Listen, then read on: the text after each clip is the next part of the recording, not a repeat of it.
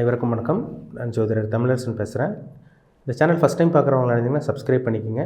பக்கத்தில் இருக்க பெல் பட்டனை கிளிக் பண்ணிக்கோங்க. ஆளுங்கிற ஆப்ஷன் இருக்கும், அதையும் சூஸ் பண்ணிக்கோங்க.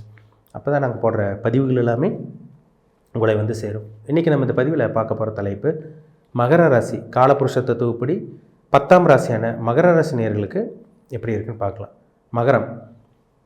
மகர ராசி நேயர்களுக்கு வந்து பாருங்கள், உங்கள் ராசிக்கு வந்து 3ஆம் இடத்துல ராகு இருக்கார். அதாவது ராகு கேது பயிற்சி உங்களுக்கு நடந்தது 2023 அக்டோபர் மாதம் 30ஆம் தேதி ராகு கேது பயிற்சி நடந்தது. அக்டோபர் கடைசி பகுதி 2023 ராகு கேது பயிற்சி நடந்தது, உங்கள் எல்லாத்துக்குமே தெரியும். இப்போ இந்த ராகு வந்து பாருங்கள், 4ஆம் இடத்துல இருந்த ராகு வந்து பார்த்திங்கன்னா 3ஆம் இடத்துக்கு வந்திருக்கார். 10ஆம் இடத்துல இருக்க கேது வந்து பார்த்திங்கன்னா 9ஆம் இடத்துக்கு வந்திருக்காங்க. எப்பவுமே ரிவர்ஸாக தான் நகருவாங்க, anticlockwise. Rahu Ketu வந்து பார்த்திங்கன்னா கிளாக் வைஸ் நகராது, ஆன்டி கிளாக் வைஸ் தான் நகருவாங்க. எல்லாத்துக்குமே தெரியும், சரிங்களா? ஜோதிடம் தெரிஞ்சவங்க எல்லாத்துக்குமே தெரியும். இப்போ உங்கள் ராசிக்கு வந்து பாருங்கள், ராகு வந்து 3ஆம் இடத்துல இருக்கார். உங்கள் ராசிக்கு வந்து 9ஆம் இடத்துல கேது இருக்கார். குரு விட்டு விலகி ராகு வந்துட்டார், சரிங்களா? சுகஸ்தானத்தில் ராகு இருந்து ஏகப்பட்ட பிரச்சனைகள், உடல் பிணிகள், கஷ்டங்கள், பிரச்சனைகள், வியாதிகள், கண்டங்கள் எல்லாமே உங்களுக்கு இருந்தது. உடம்புல பிரச்சனை, உடம்புல வியாதி, ஒரு நிம்மதியாக நீங்கள் இருக்க கிடையாது. 2020, 2021, 22 பார்த்தீங்கன்னா கடுமையாக போராடினீங்க. உடம்புல வியாதி இருந்தது, மன கஷ்டம் இருந்தது, மனக்குழப்பம் இருந்தது, சிந்தித்து செயல்பட முடியல. உங்களால் குழம்பிகிட்டே இருந்தீங்க. யாரோ வந்து உங்களை குழப்பி விட்டாங்க. நீங்கள் அடுத்தவங்களுக்கு வழி நடத்துனீங்க, வழி காமிச்சிங்க. அவங்க வந்து பார்த்திங்கன்னா உங்கள்கிட்ட எல்லாமே எடுத்துகிட்டு போயிட்டு, உங்களோட உழைப்பெல்லாமே எடுத்துகிட்டு போயிட்டு நீங்கள் வழி காமிச்சிங்க. ஆனால் அவங்க டெவலப் ஆகி போயிட்டாங்க. ஆனால் உங்களை வந்து பார்த்திங்கன்னா அவங்க கண்டுக்காமல் போயிருந்தாங்க. இதெல்லாமே நடந்தது உங்களுக்கு. ஏன்னா நீங்கள் வந்து பார்த்திங்கன்னா மகர ராசி நேயர்கள் உழைப்புக்கு சொந்தக்காரங்க சொல்லலாம். காலபுருஷ தத்துவப்படி 10ஆம் ராசி மகர ராசி. நீங்கள் அடுத்தவங்களுக்கு வழி காமிச்சு இந்த தொழில் பண்ணுங்கள், இந்த வேலைக்கு போங்க, இப்படி இருங்க, இப்படிலாம் சொன்னீங்க. ஆனால் உங்கள் உழைப்பு எல்லாமே எடுத்துகிட்டு போயிட்டு உங்களை கண்டுக்காமல் இருந்தாங்க. இதுதான் நடந்தது உங்களுக்கு. உங்கள் எதிரி கூட உங்களுக்கு நல்லதான் பண்ணாங்க, உங்கள் எதிரி கூட உங்களுக்கு நல்லதை நினைக்கணுன்ட்டு இருந்தாங்க. ஆனால் வந்து பார்த்திங்கன்னா உங்கள் கூட இருந்தவங்களே, உங்கள் நண்பர்களே, உங்கள் சுற்றி இருக்கிறவங்களே பார்த்திங்கன்னா சூழ்ச்சி செஞ்சாங்க. உங்களை வளர விடாமல் தடுத்தாங்க. இது எல்லாமே இந்த 2.5-3 வருஷம் நீங்கள் அனுபவிச்சிங்க. 2020, 21, 22 இதெல்லாம் அனுபவிச்சிங்க நீங்கள். ஆனால் இனி வந்து பாருங்கள், இந்த காலகட்டம் வந்து பாருங்கள், ராசிநாதன் 2ஆம் இடத்துல இருக்கார், பாத சனி இருக்கீங்க. இந்த ராசிநாதன் 2ஆம் இடத்துல இருக்கிறது நல்ல ஒரு அமைப்பு உங்களுக்கு, சரிங்களா? பணம் வரக்கூடிய காலகட்டம் தான் இந்த 2024ஆம் ஆண்டு. பணம் வரும், சரிங்களா? பணம் வருங்க, கவலையப்பட வேண்டாம். ராசிக்கு 3ல் வந்து ராகு உங்களுக்கு கை தூக்கி நிறுத்தி வைப்பார். உங்களுக்கு சப்போர்ட்டாக, உங்களுக்கு உறுதுணையாக இருப்பார். அதில் எந்த விதமான சந்தேகமும் கிடையாது. உங்களுக்கு சப்போர்ட்டாக இருப்பார், உறுதுணையாக இருப்பாருங்க.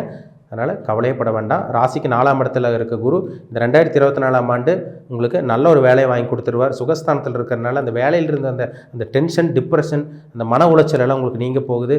புதுசாக சொத்து சேர்க்கக்கூடிய அந்த வாய்ப்பு இந்த 4ஆம் இடத்துல இருக்க குரு உங்களுக்கு ஏற்படுத்தி கொடுப்பார். இந்த ஏப்ரல் மாதத்துக்குள்ளேயே பாருங்கள், ஒரு சில மகர ராசி நேயர்கள் இந்த ஜனவரியிலிருந்து இந்த ஏப்ரல் மாதத்துக்குள்ளேயே பாருங்கள், ஒரு சில மகர ராசி நேயர்கள் வீடு வாங்குவீங்க, நிலம் வாங்கக்கூடிய அமைப்பு, வண்டி வாகனம் வாங்கக்கூடிய அமைப்பு, 2 வீலர் வச்சுருக்கீங்க, மாற்றணும்னு நினைக்கிறீங்க, மாற்ற முடியல, அதெல்லாம் வாங்கிடுவீங்க. இந்த 4 மாதத்துக்குள்ளே நடக்கும். ஜனவரியிலேருந்து ஏப்ரல் மாதத்துக்குள்ளே. இல்லை கார் வச்சுருக்கீங்களா, பழைய கார் வச்சுருக்கீங்களா, புதுசாக மாற்றணுன்னு இருக்கீங்களா, இல்லை எக்ஸ்சேஞ்ச் போட்டு மாற்றணும்னு நினைக்கிறீங்களா, உங்களால் மாற்ற முடியும். இதெல்லாமே அமையுங்க உங்களுக்கு. இதெல்லாம் டக்குன்னு உங்களுக்கு அமையும். இல்லை புதுசாக வாகனம் வாங்கணுன்னு இருக்கவங்க, என்கிட்ட வாகனமே இல்லைங்க சார், வெஹிக்கிளே எங்களுக்கு கிடையாது, புதுசாக வாகனம் வாங்கணும்னு நினைக்கிறவங்க தாராளமாக வாங்கலாங்க. உங்களுக்கு அற்புதமான ஒரு வாய்ப்பு உங்களுக்கு உருவாக போகுது. ஏன்னா 4ல் குரு மேசராசியில் நட்பு வீட்டில் இருக்கார். அப்போ 4ல் குரு இருக்கிறனால, நல்ல பலம் பொருந்தி இருக்கிறனால வண்டி, வீடு, வாகனம் உங்களுக்கு மனசுக்கு பிடிச்ச மாதிரி அமையும். அந்த குழப்பங்கள் இருக்காது. அந்த பழைய வாழ்க்கை அந்த 2.5-3 வருஷத்துல இருந்த அந்த குழப்பங்கள் இனி உங்களுக்கு இருக்காது. ஏன்னா குழம்பி தவிச்சிங்க. யாரை நம்புறது, யாரை நம்பக்கூடாது, யார் நல்லவங்க கெட்டவங்க ஒன்றுமே தெரியாமல் இருந்தீங்க. ஆனால் இப்போ வந்து பாருங்கள், உங்களுக்கு யார் நல்லவங்க கெட்டவங்க எல்லாமே தெரிய வந்துருச்சு உங்களுக்கு. அந்த பழைய அந்த வாழ்க்கை இனி உங்களுக்கு வரவே வராது. சனி பகவான் உங்களுக்கு நிறைய பிரச்சனை கொடுத்துருப்பாரு. போன ஜென்மத்தில் பண்ண பாவங்கள் எல்லாமே உங்களுக்கு கம்மியாயிருச்சுன்னு அர்த்தம். போன ஜென்மத்தில் பண்ண பாவங்கள் எல்லாம் உங்களுக்கு நிவர்த்தி ஆயிடுச்சுன்னு அர்த்தம், சரிங்களா? ஏன்னா 7.5 சனி, அஷ்டம் சனியில் தான் ஒருத்தர் கஷ்டம் வரும். தப்பே பண்ணியிருக்க மாட்டீங்க.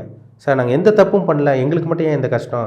தப்பு பண்ணவங்கலாம் நல்லா இருக்காங்க, கெட்டது பண்ணவங்களாம் நல்லா இருக்காங்க, ஜாலியாக வாழ்ந்துட்டுருக்காங்க. ஆனால் நாங்கள் எதுவுமே பண்ணலை, எங்களுக்கு மட்டும் ஏன் இந்த பிரச்சனை, எங்களுக்கு மட்டும் ஏன் இந்த கஷ்டம், துயரம் ஏன் இப்படி வந்துட்டுருக்கு? இந்த மாதிரி நிறைய மகர ராசிக்காரர் சொல்கிறீங்க. இதெல்லாம் கர்ம வினைங்க, முன்ஜென்ம பாவம். இதெல்லாமே இந்த காலகட்டங்களில் அந்த 7.5 சனி, அஷ்டம் சனியில் இந்த விஷயங்கள்லாம், கெட்ட விஷயங்கள்லாம் நடக்கும். கர்மக்காரகன் சனி. பொதுவாக வந்து பாருங்கள், சனி பகவான் தான் நவகிரகங்கள்லேயே முதன்மையான பாவகிரகம். பாவகிரகங்களே முதன்மையான பாவகிரகம் சனி பகவான் தான். சஞ்சித கர்மம், பிராப்த கர்மம், கிரியமான கர்மம், ஆகாயம் கர்மம் சொல்லுவாங்க. இந்த 3 கர்மாவும் செயல்படுத்தக்கூடிய ஒரே கிரகம் சனி தான். கர்மக்காரகனின் தலைவன் சனி. அப்போ பண்ண பாவங்களுக்கு இந்த சனி பகவான் நம்மளை சரி செய்வார். சரிங்களா? ஒரு டீச்சர் வந்து பார்த்திங்கன்னா ஒரு ஸ்டூடெண்ட்ஸ் தப்பு பண்ணாங்கன்னா, இப்போ அந்த காலகட்டங்கள்லாம் பாருங்கள், அந்த பழைய காலகட்டங்கள்லாம் பாருங்கள், அந்த ஸ்டூடெண்ட்ஸ் ஒரு ஆசிரியர் வந்து பார்த்திங்கன்னா மாணவர்கள் வந்து தப்பு பண்ணால் ஆசிரியர் வந்து ஒரு பெரம்பெடுத்து அடிப்பாங்க. தப்பு பண்ணதுக்கு தண்டனை மாதிரி. இதே மாதிரி சனி உங்களை திருத்துவார், உங்களை வழிநடத்துவார். நீங்கள் பண்ண தப்பெல்லாம் அவர் சரி செய்வார். இதுதான் சனி பகவானோட வேலை.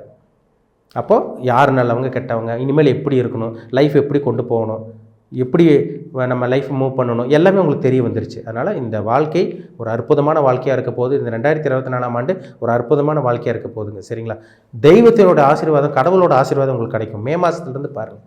இந்த மே மாதம் பாருங்கள், ஆரம்ப பகுதியிலேருந்து பாருங்கள். உங்கள் ராசிக்கு 5ஆம் இடத்துக்கு குரு வருவார். அந்த குரு உங்கள் ராசியை பார்ப்பார். வெளிச்சம் போடும் உங்களுக்கு. ஒரு அற்புதமான ஒரு வெளிச்சம் போடுங்க. அதனால் கவலையப்படாதீங்க. நிறைய பேர் வந்து பிரச்சனையில் இக்கட்டான சூழ்நிலையில் வாழ்ந்துட்டுருக்கீங்க. 7.5 சனி இல்லை அந்த ஜென்ம சனி முடிஞ்சும் இப்போ உங்களுக்கு பிரச்சனை போயிட்டுருக்கு ஒரு சில பேருக்கு. இந்த மே மாதத்துக்கு அப்புறம், இந்த மே மாதம் ஆரம்ப பகுதியிலேருந்து உங்களுக்கு நல்லாயிருக்கும். உங்களுக்கு அந்த பழைய வாழ்க்கை உங்களுக்கு வரப்போகிறதே கிடையாதுங்க. ஏன்னா அதை நினச்சி நீங்கள் ஃபீல் பண்ணிகிட்டு இருக்கீங்க.